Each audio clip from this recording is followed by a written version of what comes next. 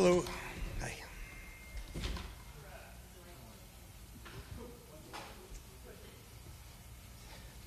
Okay, Jay, I'm probably going to make you sound like a doctor here, but we got a lot to go through. I guess start with D'Angelo Hall and Jason Hatcher and going down the list. D'Angelo's out for the year. Going to have surgery. And Duke is out for the year. Those are the two major injuries.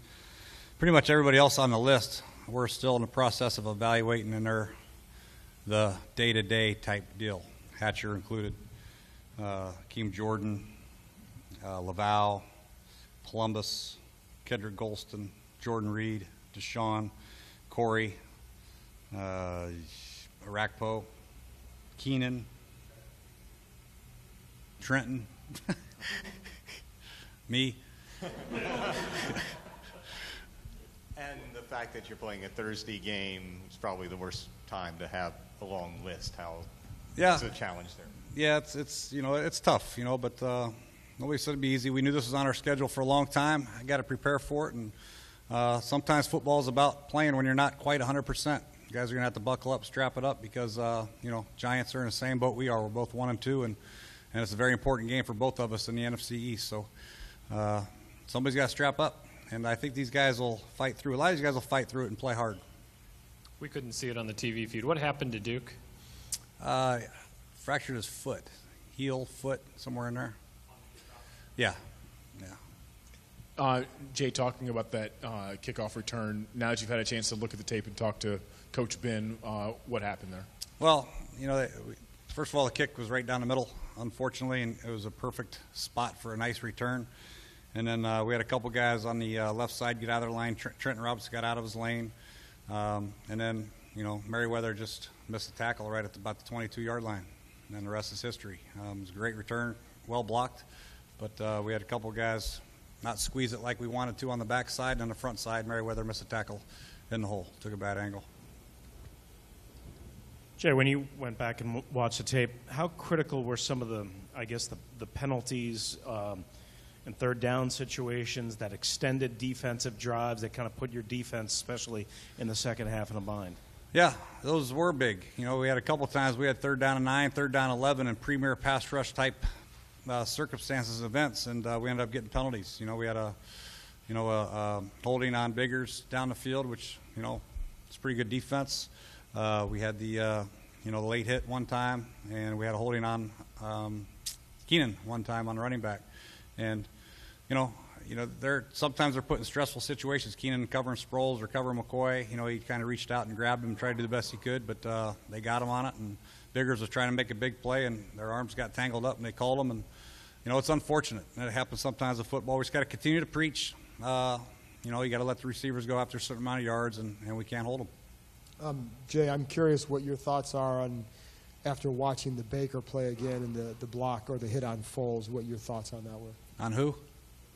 On Nick Foles. Oh, well, through the interception, and Breland got up and ran it, and Baker was getting up off the ground and came around, and he saw Breland running towards him, and he saw the white jersey, and he lowered his shoulder, and it was same shoulder, same leg. It was in the chest area. I don't think it looked malicious. It looked malicious on tape, but I don't think Baker meant for it to be malicious. And it's just one of those things that it's a bang-bang play. It's football. He's trying to make a tackle. If Baker doesn't block him and Breland gets up and runs and gets pushed out of bounds by Foles, then we're probably going to be all over Baker for not blocking the quarterback. So I don't know what to tell him. We obviously don't want any ill will towards a quarterback. No cheap shots. We don't preach any cheap shots, but in the heat of the battle in a football game, sometimes things like that happen. But the league will take care of it, I'm sure.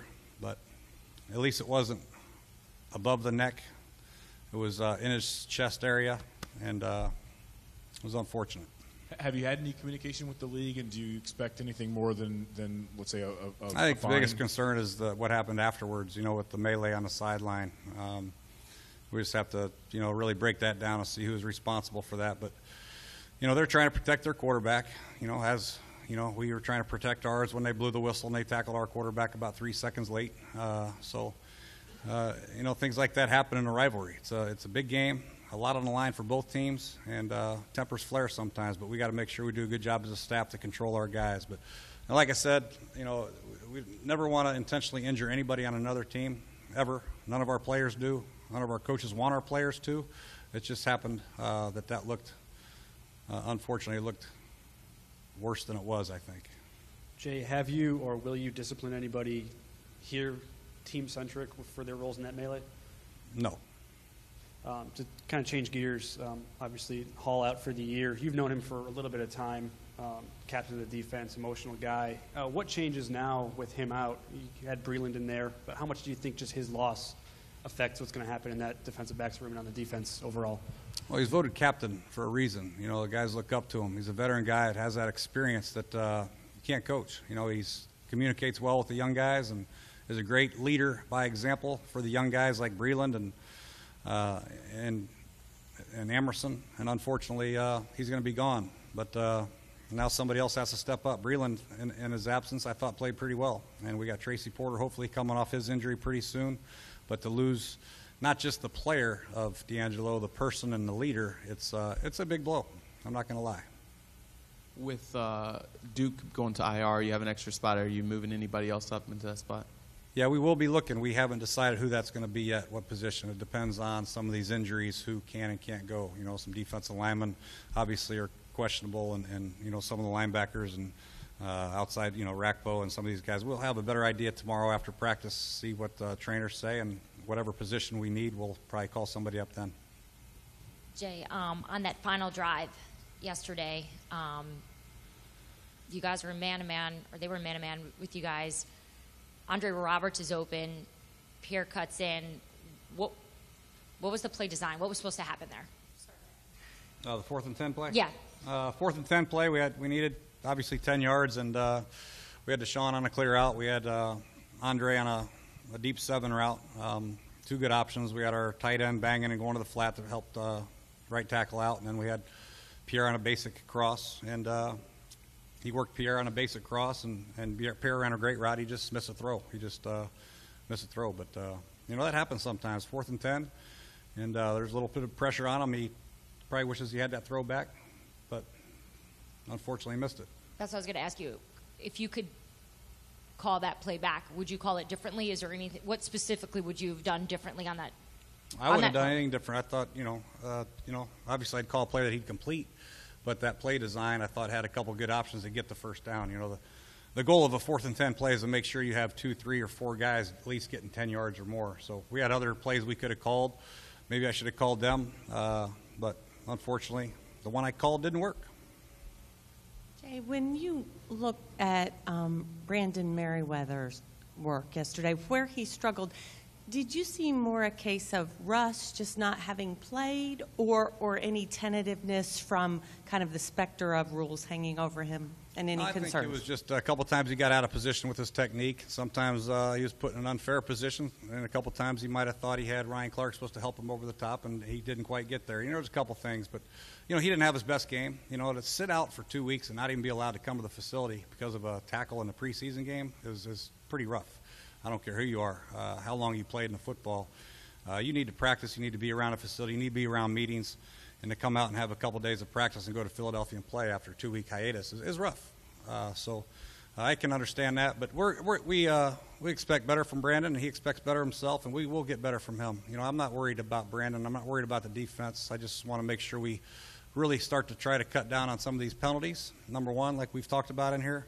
And then just do a better job in general on special teams, and obviously there's some places on offense we got to do a better job. Jay, do you have any concerns about Kirk Cousins being able to win games in clutch times? No, not really. He's only played 5, I think, started. So he's a young guy with very limited starting experience, and those games will come.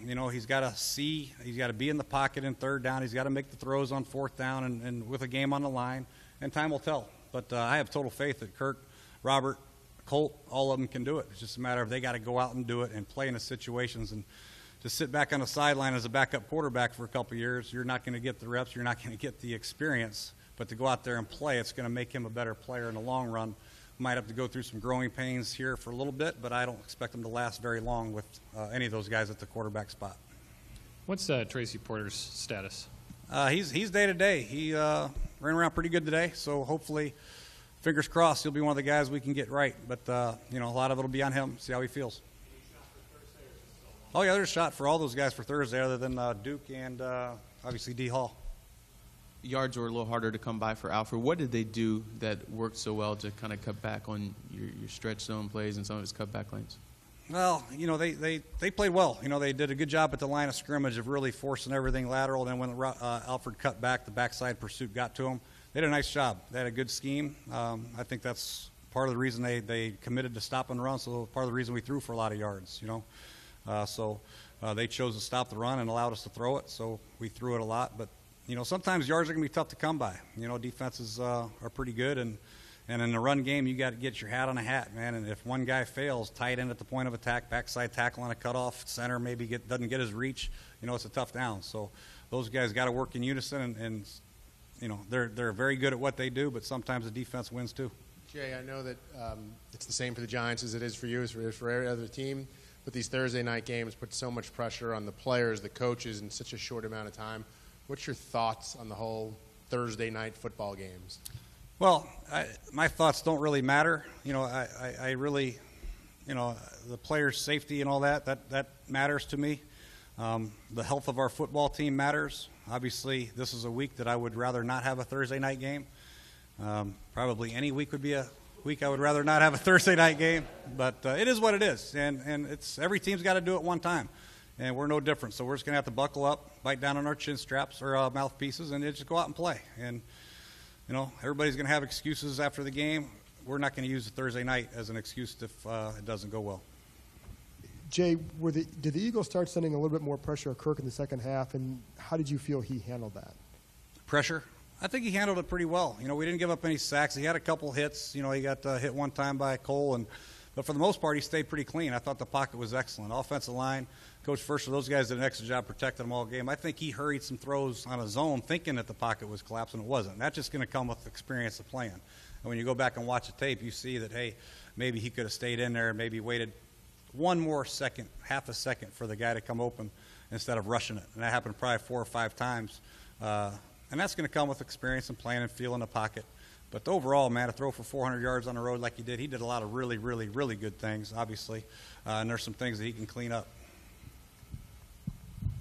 I know you said Laval was, and a lot of those guys were day-to-day, but he said he had an MRI today. What did those findings show? Yeah, he just has contusion, some swelling, but nothing inside the knee. And how did Laribas do in place of him after you look back at He did good. Yeah, he did fine. And coming off the bench cold, he came in there, stepped in, did a good job.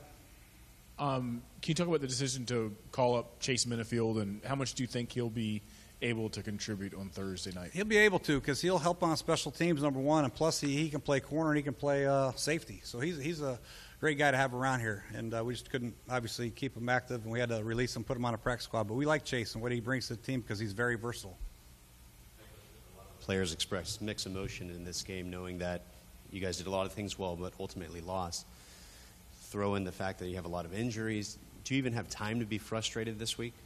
No, you just have to turn a page. Anytime you win, you're very obviously excited, but win or lose, you got to turn a page very quickly in this league, no matter what. Otherwise, if you let losses linger, then you have no chance the following week or to get out of a rut. So we have to turn a page. We did a lot of positive things. We're going to focus on the positive things and continue to build and correct the things that we did wrong. And but I think everybody can see, at least I can see, maybe I'm blind, but there's a lot of good things going on in that locker room and on the field, defensively, offensively, special teams. We just got to clean some things up. But as long as we're playing hard like we're playing, physical, hard football, we'll win a lot more than we lose. One more on Rack. I know he was optimistic about playing, but he said he was going to see a hand specialist. Is there a fracture or anything in there? His finger. He's got a finger issue, so he's going to go see a specialist on it. But, yeah, I think he'll be okay. It's just going to hurt him a little bit. Jay, you guys haven't had much success in the instant replay challenge division this year. Can you take us, now that you've had 3 games, how involved is Bruce in that up in the booth, and He's involved. Where are you getting it? Yeah, he actually, the last one was my fault. It was bad communication. He said not to challenge it, and then I saw the replay, and I said, should we challenge it? And somebody thought I said challenge it, and the flag went out. And You know, that was poor on my part. The one before that against Jacksonville, I would have challenged 100 times out of 100. That was a catch. I still say that was a catch. I always will to my grave that was a catch by Deshaun. Because Niles Paul had the same one in the end zone. The ball came out after the guy stripped it, and they called that a touchdown. So I don't know what the difference is. But anyway, that was a bad challenge on our part as a staff. But overall, I think we have communication. Wes, Phillips, and KO, they try to watch the replay as fast as they can, get the opinion out, and then Bruce comes in there and he gets his opinion out. And if I see it on the sideline or if I see it on a jumbotron, then I'll whip the flag out. That one got whipped out a little hastily.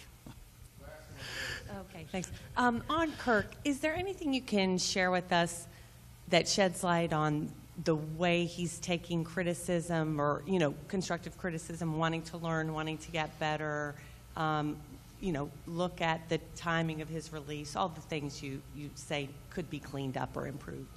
How's he taking it? Yeah. Oh, Kirk's like a sponge. His You know, work habits, his attitude. Quarterbacks in our room, really, all three of them are excellent when it comes to being coached. None of them think they know it all. They all want to learn. They all want to be coached. They come in here, they're bright and early, and they're studying. They're writing notes every day and studying film.